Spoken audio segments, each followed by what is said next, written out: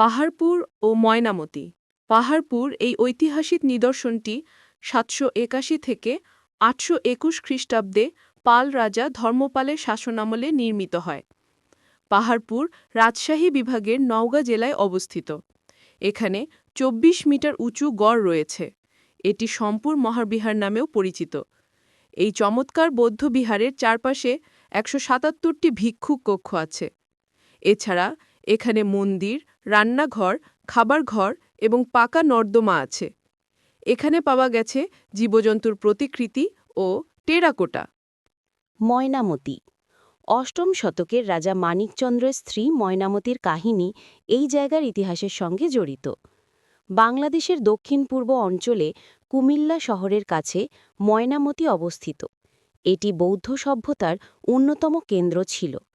তবে এখানে হিন্দু ও জৈন ধর্মেরও নিদর্শন পাওয়া গেছে। এখানে শিক্ষক ও শিক্ষার্থীদের আবাসন সুবিধাসহ শিক্ষা প্রতিষ্ঠানের নিদর্শন পাওয়া গেছে।